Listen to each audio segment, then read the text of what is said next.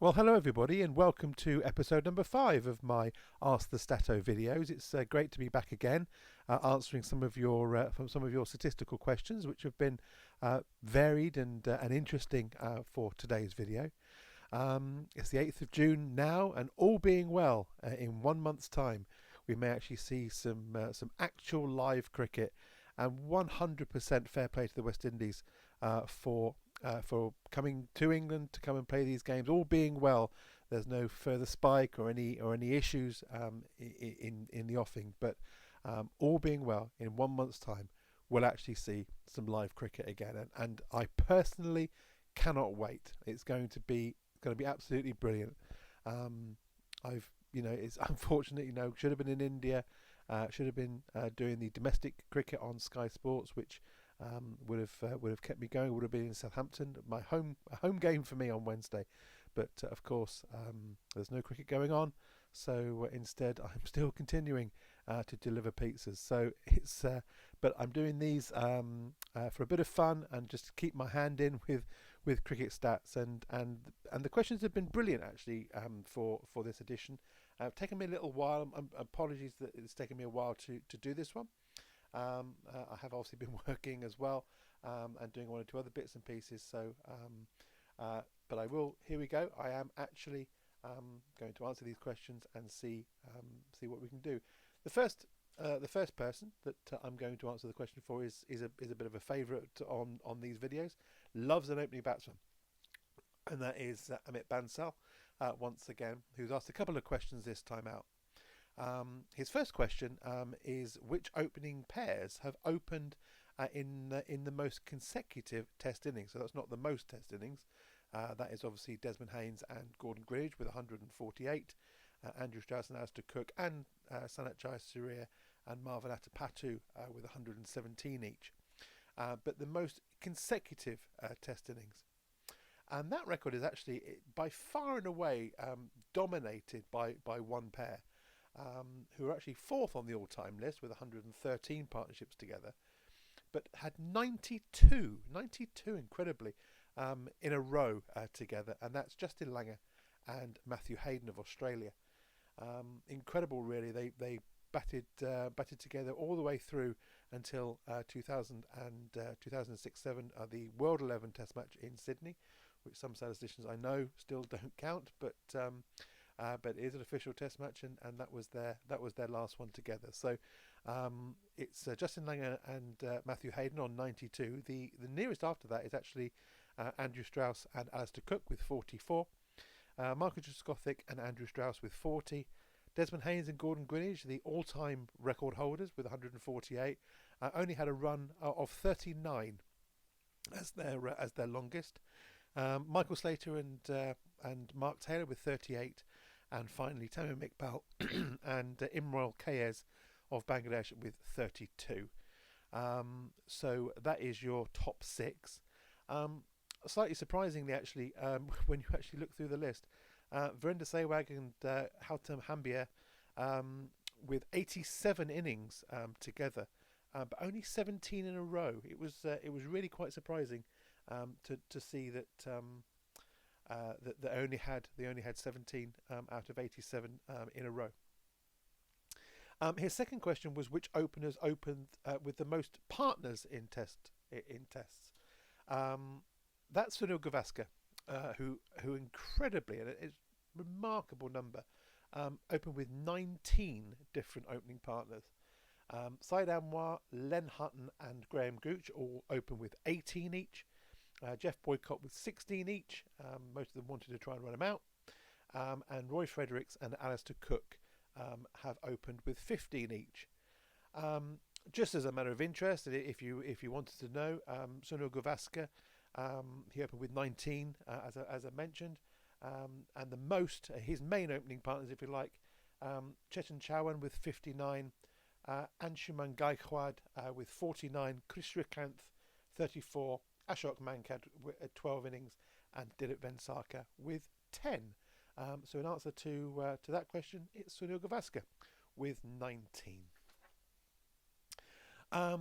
My next question is from Martin Seward, who I know from United Kingdom Armed Forces umpiring, a fantastic chap and a Yorkshireman, and it's no surprise that his question is related to Yorkshire.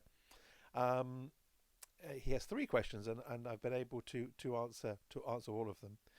How many Yorkshire players have played for England? What is the most number of Yorkshire players in the same England team? And which county has had the most players in the Test team at once?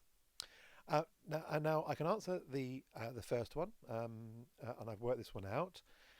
Yorkshire have had 84 Test cricketers, which is the most. That is the most of all the counties. Surrey with 75, Lancashire 68, Lancashire 68, Middlesex 67, Kent 58, Sussex 46, and Nottinghamshire 44.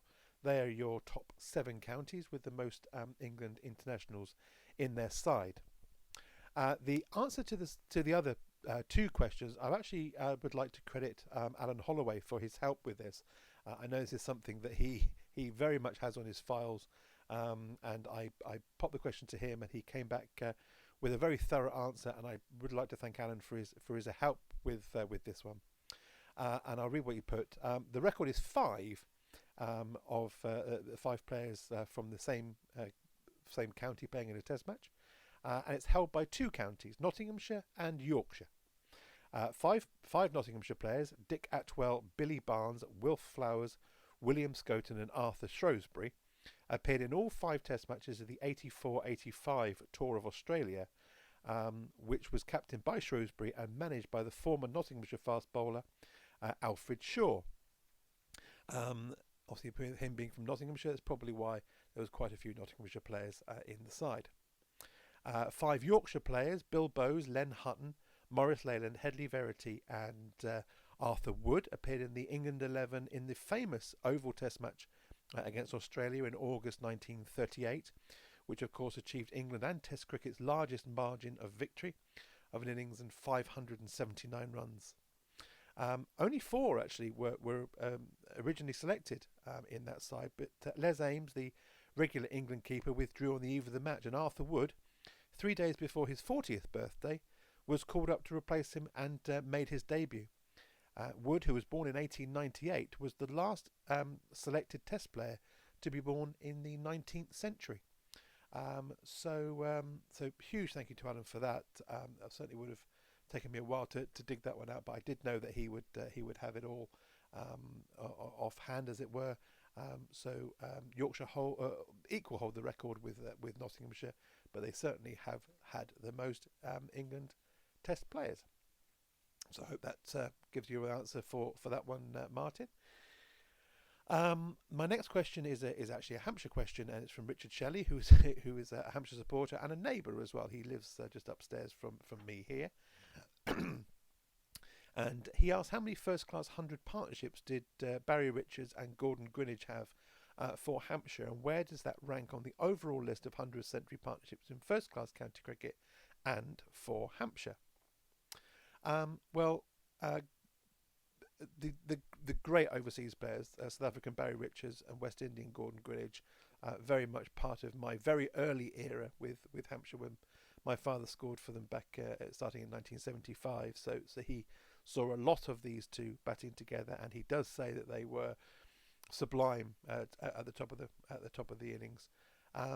They had 23 century partnerships in 181 partnerships in total. Which was a percentage of 12.7% of the innings that they batted, which is second on the all-time list for Hampshire, and that's behind 33 partnerships by Jimmy Gray and Roy Marshall, but they took 463 partnerships to get to that mark, which is only a partnership percentage of 7.12. So Greenidge and Richards were considerably better than they were. In terms of percentage partnerships, actually, the best one for Hampshire at the top of the list was Paul Terry and Chris Smith, whose percentage partnership was 12.86. So with 22 in 171 innings together. So that was that one. In the all-time list of first-class matches, Gray and Marshall are joint 7th. With their 33, they trail Rather unsurprisingly, the Yorkshire pairing of Herbert Sutcliffe and Percy Holmes with 75 in 583 partnerships. And then Andy Sandham and Jack Hobbs of Surrey, 67 in 405.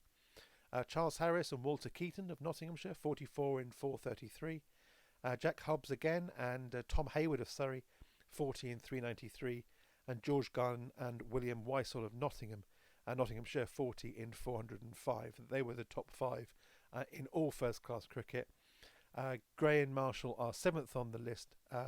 Richardson Greenidge are 19th, down with 23, with Hills and Cox as well. So they were a fantastic partnership, as I mentioned, and they are second on the all-time list for Hampshire. The final question today is from Gary Stinson, again a guy that I know very well from Camwell Cricket, and he grew up actually watching Kent back in his youth, watching Brian Luckhurst and Mike Denness. His question is, how many times did they open the batting for Kent, the highest partnership they had and the average partnership they achieved? Denness and Luckhurst had 250 innings as an opening pair and averaged probably surprisingly low at 32.93 with 20 centuries and 39 half centuries. Put together 8,004 runs at the top of the innings for Kent over those 250 partnerships. Their best partnership is a little bit of a story to this one, if you like. The best partnership they had was for the opening wicket was 190, and a game between Kent and the rest of the world at Canterbury in 1968.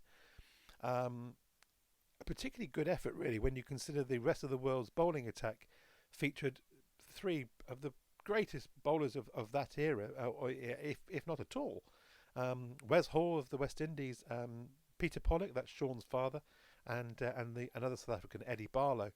So to score 190 for the opening wicket against a bowling attack like that was quite simply. It was in the second innings, this innings, and they were batting for a declaration.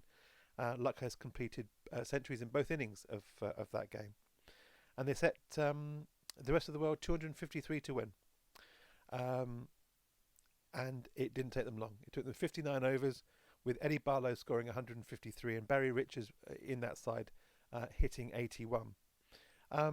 Quite surprising, actually. It was only the third twin centuries at Canterbury out of Kent's 19 overall. But they did play a lot of matches at grounds like Tunbridge Wells and Maidstone and Folkestone, Dartford, Dover, Beckenham and Blackheath. The majority of the games were at Canterbury. I'm not sure what it was about the St Lawrence ground there, but they had to wait till 2004, and Rob Key's double against New Zealand before that batting feat actually resulted in a Kent win. So quite incredible, really, that it took them that long to get a win. Well, that's it for today. Thank you very much for tuning in. Thank you for listening. Thank you for sending your questions in, as always. If you do have any more questions for me, send them through, and I will endeavour to put them on the 6th episode. If I get enough questions in, it will be sooner rather than later. So until next time, everybody, as always, stay safe, and hopefully we will be seeing you on a cricket ground soon. If not seeing you, hopefully presenting for you or giving you something to watch live on TV. Really, really hopeful of being involved somewhere along the line. But until then, I wish you well, and stay safe, and we'll have another video as soon as I have enough questions to answer. Take care, everybody. Take care now. Cheers.